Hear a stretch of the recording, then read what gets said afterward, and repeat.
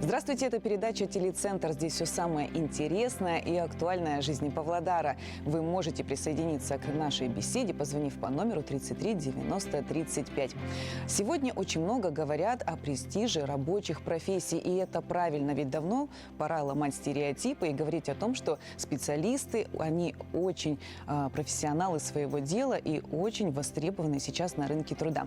И сегодня мы поговорим о нефтеперерабатывающем секторе. Я хочу представить нашего гостя. Это Бауыржан Искаков, машинист компрессорных установок. Бауыржан, здравствуйте. Здравствуйте, Галина. Знаете, я очень люблю, когда в нашу передачу приходят представители рабочих профессий, потому что это, знаете, вот очень интересно прикоснуться к мастерству другого человека. Вот как вы считаете, сейчас год рабочих профессий. К вам повышенное внимание. И как вы считаете, это правильно? То, что сейчас вот обратили внимание на вас? Да, Галина, я считаю, это правильно. Сейчас объявлен этот год рабочих профессий. Мне кажется, это правильное решение, потому что статус рабочего нужно было давно повышать. Да. Потому что мы все знаем, что вот, особенно раньше, да, считалось, что все хотят учиться на юристов, экономистов. Уж эти профессии всегда были во все времена престижные, то сейчас вот именно престижность труда – это такой фокус правильный, который позволит нашему государству расти, экономике расти. И вот ваша профессия, вот как вы ее выбрали? Что повлияло? Я работаю машинистом компрессорных установок на Павлодарском нефтехимическом заводе уже несколько лет, с 2019 года. После окончания школы я поступил в Инновационно-Евразийский университет у нас в городе Павлодаре. И знаете, меня всегда интересовали различные механизмы, их работа, как бы принцип действия их. И именно поэтому я и выбрал изначально эту специальность, на которую поступал. Работал на различных предприятиях у нас в городе Павлодар. Как говорится, набирался опытов на технических предприятиях. Было интересно, да? Да, мне всегда было очень интересно. Как бы работал на разных предприятиях. И вот в 2019 году я пришел на Павлодарский нефтехимический завод машинистом компрессорных установок. И у меня было очень такое положительное впечатление. Это такие компрессора, такие огромные механизмы, большие. Да. Мы простые люди чаще всего даже не понимаем, да, тем более школьники не понимают, что это такое. Но это большие установки. Да, большие установки, которые служат для перекачивания и сжатия газа и воздуха по всей системе завода. Это довольно интересная и ответственная работа. Потому что здесь нужна собранность, внимательность. Ошибок быть не должно. Это точно. От нашей работы зависит как бы все предприятие. Вот кто вам подсказал в свое время, чтобы вы выбрали техническую профессию, техническую специальность? Вот как считаете, нужно молодым людям подсказывать, направлять их? Я пришел к этой технической профессии не сразу. Сначала были мысли о одних профессиях, других. Ну просто, да, мне разные люди подсказывали, что технические профессии и техническая специальность это всегда ценится. Да. Тем более сейчас у нас в стране развивается много предприятий, заводов, и везде нужны вот именно что рабочие люди. Да. Сейчас пугают, наоборот, искусственный интеллект везде. Скоро не надо будет работать, только кнопочки нажимать. Но это тоже же заблуждение. Ведь кто-то должен управлять всеми этими установками, всеми этими кнопочками нажимать. Так же? Да, несомненно. Поэтому тоже это вот стереотип, который сейчас, возможно, неправильно воспринимается людьми, да, и чаще всего вот мы для чего делаем эти передачи? Чтобы нас посмотрели родители, посмотрели дети, которые имели правильное понимание, что не нужно пополнять ряды других профессий, которые сейчас будут не востребованы, но все-таки нужно брать в руки ремесло, это рабочую профессию, и во все времена вы будете востребованы. Так же? Да, так же. Вот я знаю, что сейчас проходят различные конкурсы, профессиональные конкурсы именно по мастерству профессиональному. Вы тоже участник этих конкурсов, расскажите. Да, я участник конкурса мастерства на заводах. Получается, называется конкурс «Луч по профессии» «Уздык Маман». В 2021 году я первый раз попробовал себя в этом конкурсе. Было решение непростое, потому что конкурс достаточно сложный. так много ребят участвует, профессионалов разного возраста, опыта. Сложно соревноваться с такими людьми. Получается, ну, участвовал. Сам конкурс состоит из двух этапов. Первый – это теоретическая часть, где проходит в виде собеседования, различных экзаменов, тестирование на компьютере. Так все серьезно, да? К этому конкурсу относится очень серьезно. И вторая часть практическая, где уже на практике нужно применять свои навыки, умения. И вот в 2021 году я занял первое место. Первый раз мне очень понравилось, я был удивлен, не ожидал. Затем участвовал дальше в 2022 году, также занял первое место и отправился на второй уже тур на республиканский уровень. Слушайте, Боржан, ну вот вообще профессионал своего дела, победитель конкурсов, вот на кого нужно равняться. Вот правильно то, что сейчас начали показывать этих людей, ведь, слушайте, не просто практические задания, а еще теорию надо знать, а у нас чаще всего люди могут, да, практически, а вот в теории они как-то слабовато, а у вас, видите, все получилось. Так, ну слушаем дальше, вы на республику поехали. У нас был конкурс проходил в городе Кызылорда. Тоже были много предприятий, заводов с нефтеперерабатывающей отрасли со всего Казахстана. Это была достаточно сложная битва, много различных заданий. Но мне посчастливилось, я занял третье место. Мы вас поздравляем, классно. Да. Ну, сложность была, волнение Сложность какое-то? была, это очень сложное, это победить волнение. Собраться, быть уверенным. Вовремя это самое ответить, главное. да, не растеряться вот здесь Да. даже на какие-то вопросы. Ну, слушайте, такие конкурсы хороши чем? Ты едешь и на других посмотреть, и себя показать. Ведь когда ты представляешь свое предприятие, ты представляешь и город, да, ну вот слышали какие-то отзывы, что вот в Павлодаре-то оказывается, какие молодцы ребята. Да, знаете, Оценили? С других заводов были очень впечатлены нашей подготовкой павлодарской. Как бы даже пытались позвать к себе, говорят, нам нужны такие специалисты, может, как-то будет вопрос рассматриваться об обмене опытом. Да, это все здорово, знаете. Ну, уже радует то, что тебя оценили. Даже, конечно, ты не пойдешь, останешься здесь. Само собой, да. Но само вот это предложение, оно, конечно, уже дорогого стоит. Да, знаете, в этом году я дальше участвовал в этих конкурсах, уже занимал вторые призовые места. Мне вот что больше всего нравится, что в этом году мои труды и старания оценили.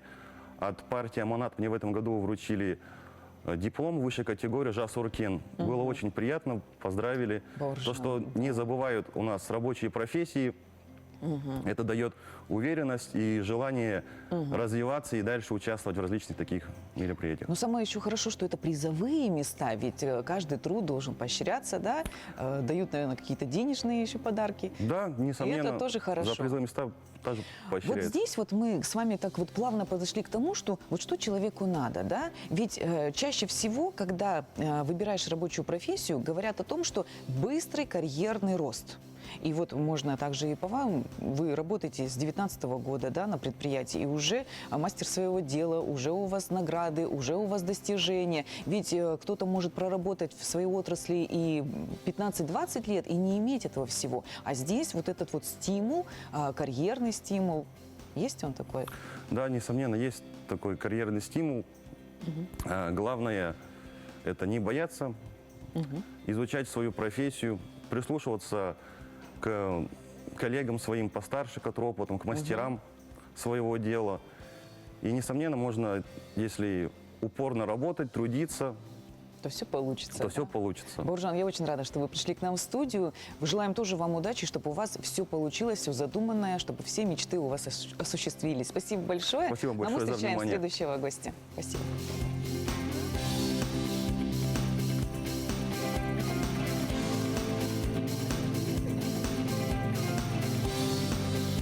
Присаживайтесь.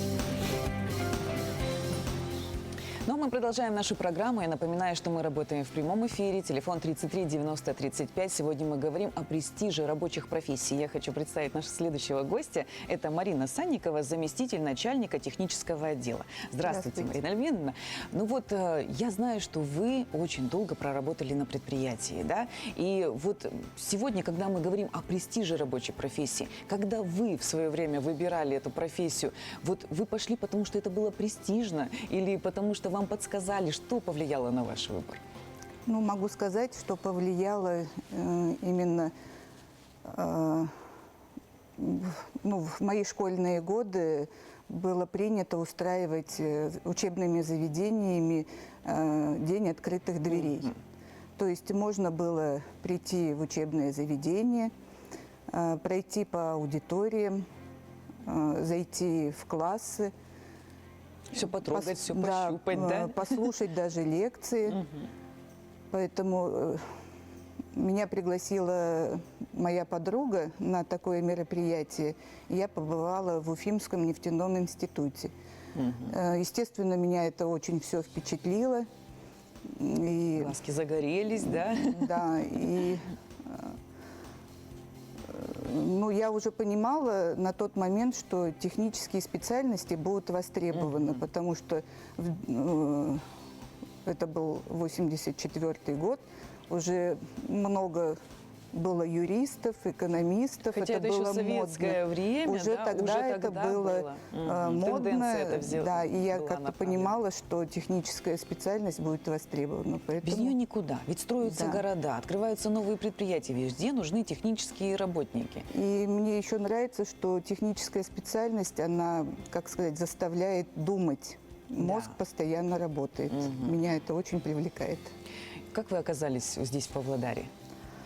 Ну, как я уже говорила, я закончила Уфимский нефтяной институт. Это был 1990 год. Это был последний год, когда было распределение. И у меня было направление в Павлодар. Вот так вот, по направлению? Да, по направлению я приехала в Павлодар, но так как было 1500 километров от Башкирии до Павлодара, я приехала открепляться. Не хотелось так далеко, да? Не Дома. хотелось, да. Но нас встретил главный инженер, побеседовал с нами, предложил задержаться на 3 дня, пройти по улицам города, посмотреть город. Показали нам предприятие. Ну, даже на тот момент оно нас впечатлило. Отдохнуть еще месяц. И к началу сентября, как учебный год, Прийти на приехать. работу, да? Ну, с условием, что если уж сильно нам не понравится, то дадут открепление. Ну вот уже прошло 35 лет. Ой-ой-ой. Это Да, же вот так как- здорово, да? Вот сейчас для многих молодых людей это редкость, что человек проработал на одном месте, на одном предприятии 20, 30, 40 лет. Хотя раньше это считалось нормой. Была в трудовой книжке одна запись. Взяли на работу и ушел на пенсию, да? То сейчас это очень редкость. Вот вы с высоты своего профессионального опыта что можете сказать? Это преимущество работать вот на одном предприятии, быть верным своей профессии? Ну, я считаю, что это преимущество, но при этом нужно не только на одном месте, нужно развиваться и поработать в других отделах, ну, немного менять Да, свою место работы, да. да, при этом повышается твоя квалификация. Потому что, ну, из опыта могу сказать, что на одном месте 5-7 лет, потом уже... Выгораешь, да? Не то, что выгораешь, ты знаешь уже, что будет, как будет, а хочется чего-то интересного. Поэтому повышаешь квалификацию, Да. переходишь на другой уровень и меняешь Ну, род считаю, что деятельности. это нормально, и Ну вот вы не разочаровались в профессии? Ведь многие сейчас выбирают не те специальности, да? Чаще всего у нас такая проблема. Обучаются на одну профессию, приходят на производство или вообще просто в другое место и разочаровываются, уходят. И потом начинается, был менеджером, стал врачом или потом еще что-то совсем вот в разные. У вас не было вот этого состояния, что мне техническая профессия надоела или я в ней разочаровалась? ну, могу сказать, что разочарования не было. В школе еще мне нравилась химия, поэтому вот специальность химик-технолог, ну, только опыт работы подтвердил, что это мне нравится, что это все к душе. И немаловажно, хочу подчеркнуть, что коллектив, с кем работаешь. Вот, да. Для меня это очень значимо, играет большую роль. Вообще работать в коллективе это очень интересно, да? Ведь Интересно и сложно. и сложно, но в то же время здесь ты можешь и поддержку найти, и совет найти, и это коллективная работа. Нужно уметь приспосабливаться, да? Да, уметь Находить на компромиссы. да, идти. идти на компромисс, учитывать все мнения, ну и выбрать единственное правильное решение. Вот сейчас год рабочих профессий. Вы отмечаете то, что обратили внимание на рабочие профессии, и в этом плюсы есть свои? Рады вы этого, ждали вы это, что все-таки нужно было вот такое вот поменять мышление людей и повернуться в сторону рабочих специальностей? Ну, нужно это было уже сделать давно. Давно, да. Я считаю, что рабочие профессии сейчас востребованы. Высококлассный сварщик или токарь – это ну, сейчас На все времена. Во все времена. Да, при этом ну, рабочие профессии, допустим, если кто работает по сменам, для некоторых это очень удобно. Даже еще умудряются или хобби заниматься, или Я тоже, подрабатывать. кстати, тоже вот у многих слышу, что говорит, очень рады, когда сменный график, когда, Да. потому что больше успеваешь, и свободное время, отвлекаешься от рутины. Хотя я никогда так не думала. Мы вот всегда работаем в обыкновенную пятидневку, и кажется, как будто так должно быть. Но все-таки есть свои плюсы. Есть свои плюсы, да, ну и мне кажется, на данный момент престиж рабочей профессии поднимается, заработная плата повышается, поэтому... Просто еще здесь вот такой вот момент, что сейчас в наше нестабильное время ты будешь уверен в том, что если у тебя техническая рабочая профессия в руках, ты всегда заработаешь, да, ты всегда найдешь предприятия, производства, они всегда будут открываться, они всегда будут, и ты будешь востребованным. Вот это Да, есть уверен? я так считаю, что да, техническая специальность, с технической специальностью всегда найдешь работу. Если есть какое-то базовое образование, всегда можно, ну, как говорят, технарь всегда может переучиться. Поэтому можно освоить и другие профессии технические. Да. Ну, без работы не останешься. Ну Лишь вот бы было желание. Это вот тем более ценно слышать от вас, потому что вот ваша жизнь этому подтверждение. 35 лет на одном предприятии, и у вас карьерный рост состоялся, жизнь состоялась, Павлодар стал родным Да. городом. Ваши дети пошли по вашим стопам, чтобы выбрать вот технический, или, может, там и племянники. Вот всем, наверное, советуете. Ну, у меня сын закончил факультет промышленная электроника, тоже связанная с техникой. Да, с производством. Да.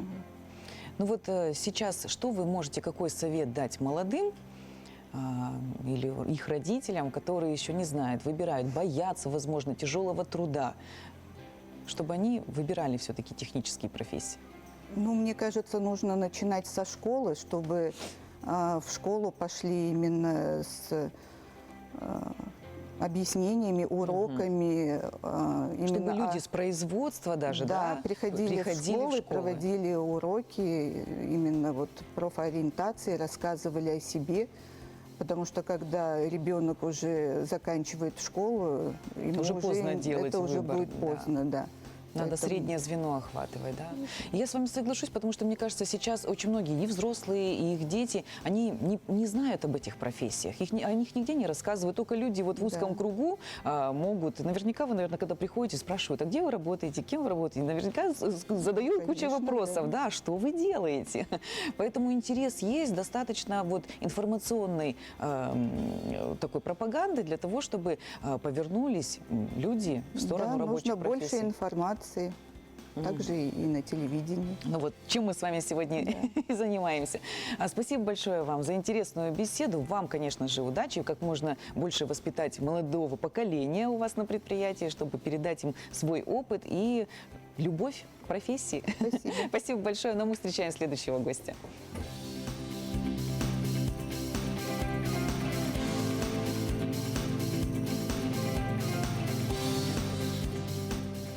Ну а Ну а мы продолжаем нашу программу. Я хочу напомнить, что все выпуски передачи «Телецентр» доступны на нашем YouTube-канале «Ертыс ТВ». Вы можете смотреть их в любое для себя время. Набирайте наш сайт «Ертыс ТВ» или YouTube-канал, и все передачи доступны в любое для вас время. Также вы можете смотреть нас онлайн. Ну а я хочу представить следующего гостя. Это Ерлан Тамимов, машинист технологических насосов 5-го разряда. Здравствуйте, Ерлан.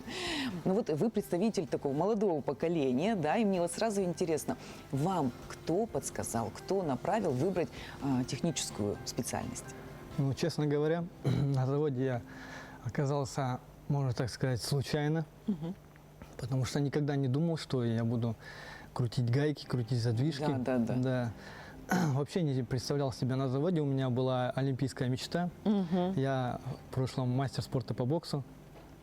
Вот. И я шел к ней, занимался, тренировался, попутно учился. Учился, закончил педагогический колледж Бесен Ахметова. Там оказался тоже по выбору мамы. На бюджете отучился, потом, как и все, пошел поступать, сдавать комплексное тестирование со своими сокурсниками. Набрали баллы и смотрим, куда прошли эти баллы. Ну, там был выбор у нас, идти либо на сокращенное обучение по этой же специальности, либо указать на 3 специальности и идти с первого курса. Ну, мы пошли на большую вероятность попадания на грант, потому что так обучение дорогое, надо было на грант пройти, да, чтобы не накладно было родителям. Вот, баллы набрали, смотрим, куда прошли. Ну, вот технологические машины оборудование, машиностроительный факультет проходит балл. Ну и там еще пару специальностей, которые не помню. Но эту специальность я указал первую, потому что вероятность попадания больше. И попал туда. И попал туда. Хотя, наверное, ничего не представлял вообще. Вообще с техникой, от техники, честно говоря, был далек вообще. Что с детства как-то у нас техники было мало. Ну, конечно, спортивное направление, да, больше спорт. Весь в спорте. Но учился, старался стипендию сохранить, потому что тоже какой-то доход дополнительный. Конечно. Поэтому всегда как со школы учился хорошо и старался здесь сохранить планку. Вот. Вот молодец, да? Ездил, ну, старался, да, сдавал лекции, восстанавливал, все сдавал, прибегал, с учителями разговаривал. Вот. Хорошо, они шли на встречу. На встречу. Вот просто мне вот, Ерлан, вот твоя история, она такая типичная. Чаще всего молодые люди на выходе из школы, они не знают и идут туда, где есть бесплатное обучение. И это тоже правильно, это тоже вариант послушать рядом учителей, родителей, да, и пойти именно туда. Вот если бы не пошел, может быть, не так сложилась твоя жизнь, да, а сейчас ты на крупном предприятии работаешь. Ты доволен своей профессией? Конечно, я очень доволен. Все нравится. Тем более сменный график работы мне позволяет заниматься и любимым делом, кстати. Не бросать спорт. Вот, я также сохраняю форму, поддерживаю, вот, тренируюсь, участвую в различных спортивных мероприятиях завода. Вот. То есть стремился в спорте, была цель. Здесь уже другая цель, работаем дальше. Здесь тот же рост, также по разрядам растем. То есть сейчас уже 5-й разряд, пришел 3-м разрядом, обслуживал одну насосную, сейчас по всему заводу. Вот. Но это же еще приносит удовлетворение, да, от своего дела. Не просто ты пришел и, как говорит, гайки крутишь, и крутишь 5 лет одну эту гаечку, да, а уже идет рост, уже идет какое-то там расширение, и возможности новые появляются.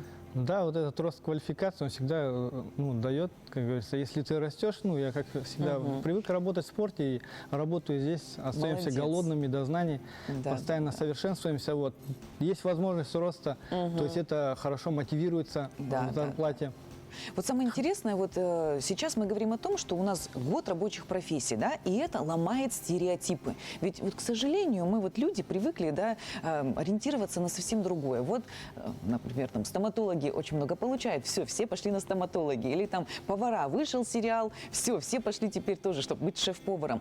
А ведь это такое вот неправильное мировоззрение, да, ведь нужно все-таки рассчитывать какие-то вот такой, иметь дальновидный взор, иметь вот такую вот какой-то прогрессивный мышление. И ведь раньше, наверное, ты тоже не думал, что там сварщик, токарь, это какая-то престижная профессия. Да, о чем это? Чтоб я там где-то это работал. А сейчас же, когда уже вырос, понимаешь, что все это вот ерунда на самом деле. Это же просто стереотип.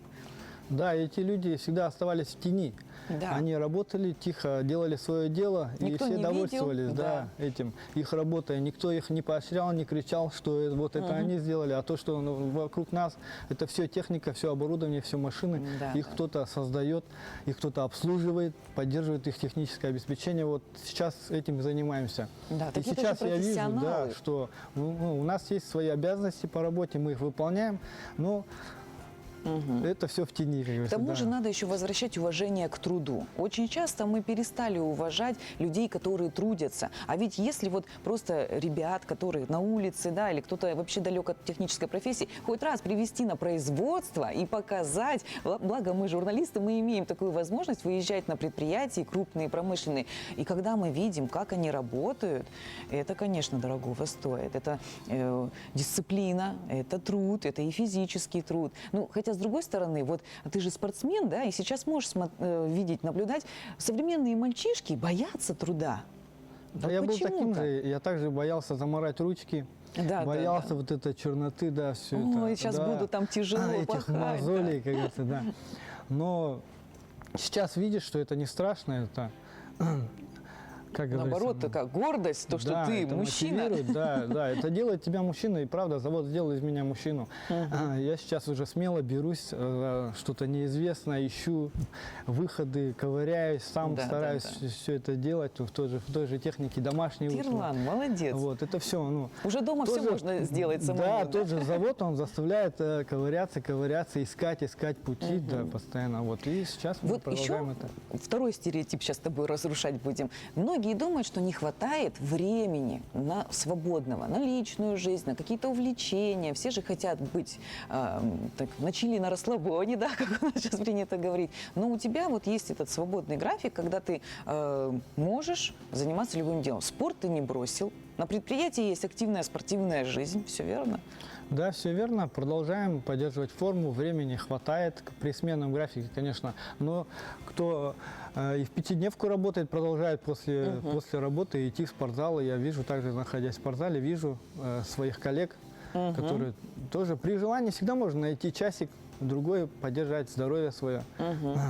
К тому же на заводе нельзя быть таким слабеньким, хлипеньким. Конечно, Да, надо всегда иметь физическую форма, силу. физическая сила всегда требуется, да. Всегда нам приходится Ты напрягать. выступаешь за завод, у вас активно развиваются различные же спортивные игры. Сейчас это такой тренд на всех предприятиях, да, и проходят соревнования, марафоны. Да, ну бокс из меня сделал такого универсального солдата, так сказать. Я везде могу участвовать, везде могу и на лыжах побежать, и марафон пробежать, и проплыть, там, и в теннис поиграть, и в игровых видах спорта, и футбол, и баскетбол. То есть везде могу поучаствовать, поддержать свой цех. Поэтому всегда, ну, у нас проходят мероприятия постоянно стабильно, и поэтому приходится держать себя в форме, чтобы не уступать. Соревнования между предприятиями также проводятся, какие-то Да. призовые места. Конечно, конечно.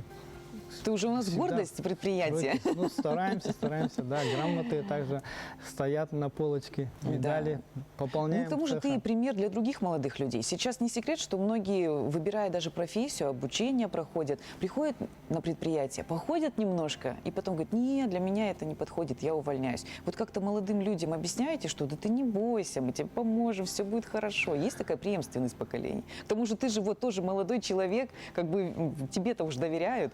Да, я думаю, не надо бояться, молодежь не надо бояться. Я также боялся, страх это нормально, но коллеги встречают, коллеги Поддерживают, консультируют, да? поддерживают, да.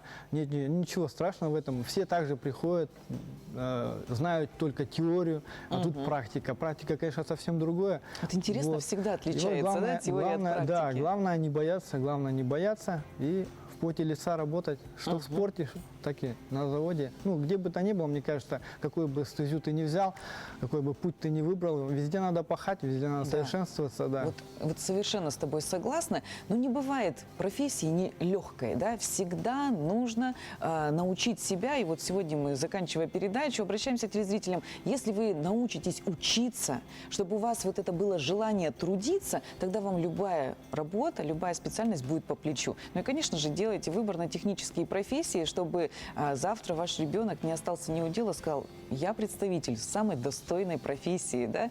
Ерлан, спасибо тебе большое за интересную беседу. Спасибо. Желаем тебе удачи, твоей семье процветания. Ну и, конечно, чтобы ты не разочаровывался никогда в своем выборе. Ну а мы с вами, дорогие телезрители, прощаемся. Всего вам доброго. До свидания.